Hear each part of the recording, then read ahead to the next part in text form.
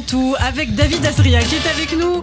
Bonjour David. Bonjour à tous les juifs, sauf à ceux qui mettent des crocs. Les amis, je suis très heureux aujourd'hui d'être là, mais il y a un fléau, les filles en crocs en été là. Je peux tout supporter, mais pas ça.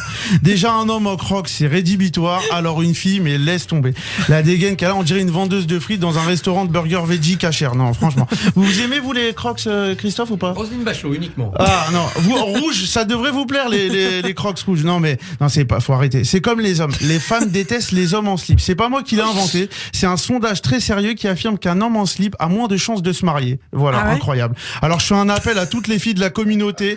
Ne vous arrêtez pas à ça. Creusez intellectuellement au sens propre de la halakha. Moshe Rabbeinu, il a dit, il faut se marier. Quand tu approches 35 ans, l'horloge tourne. Donc vas-y, prends ce qu'il y a et même s'il met un slip et des crocs, au moins il aura une raison de sortir les poubelles tous les soirs.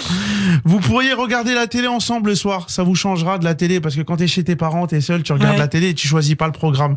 C'est un peu chiant. Et vous vous rappelez quand on regardait la télé avec nos parents, on tombait sur cette fameuse scène un peu chelou. On était un peu bizarre, on savait pas quoi faire. On regardait à droite, à gauche. Ta mère, elle criait de partout, change de scène, chérie, change de chaîne. Ton père faisait semblant de pas trouver la télécommande. C'était sympa quand même les soirées chez nos parents. Non, franchement, moi j'aimais bien. Mais il y avait Joséphine Ange Gardien. Je savais pas qu'elle avait un mec. Moi, je croyais pas. Et puis mes parents pensaient mettre Joséphine en tout bien tout honneur. Et à la fin, ça partait tout le temps en cacahuète, Joséphine. On a également appris hier, Christophe et Ilana, que Elisabeth Borne sera la première ministre. Oui. On dit première ou premier ministre? Première. On dit la première. Ah oui, on dit la première. Un peu de respect, David. Non, bah voilà, on apprend des choses avec Christophe. C'est important de venir. Non, voilà, c'est la seconde après Edith Cresson. Ouais, c'est ça. Voilà. Bah, j'ai appris qu'elle était vivante encore, moi, Edith Cresson, hier, en allumant BFM. Bah, je savais pas, hein, franchement, j'ai allumé la télé, j'ai vu, elle était vivante. Décidément, on n'a pas que des noms de ouf, en première ministre.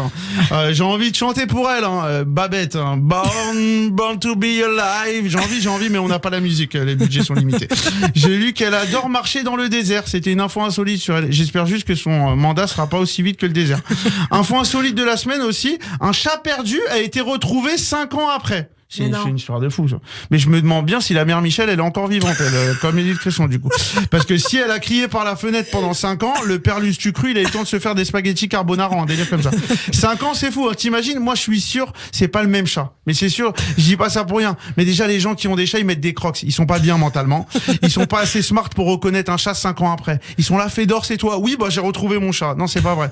Moi, j'aurais bien aimé qu'on trouve un chat 10 ans après. T'imagines, un chat perdu, il retrouve sa famille 10 ans après. Ah ouais, 10 ans, t'as tout oublié, hein. Franchement, c'est compliqué au bout de 10 ans. Moi, il y a 10 ans, j'étais encore sur les bancs de la fac. Je pensais que j'allais être le loup de Wall Street.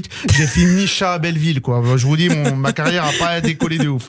Vous connaissez Belleville, Ilana, ou pas? Oui, bien sûr. J'adore ce quartier, cosmopolite, où tout le monde se côtoie. C'est ma France. Surtout, c'est le seul endroit à Paris où si tu veux changer et si tu veux manger casser, t'as pas besoin de payer en 3 fois sans frais. C'est vraiment pas cher là-bas.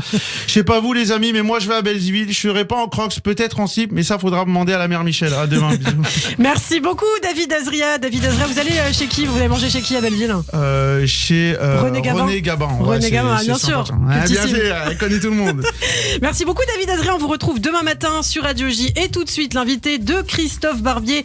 Il est né un 30 mai. Et pas n'importe lequel, le 30 mai 1968, jour de la manifestation géante des gaullistes sur les Champs-Élysées.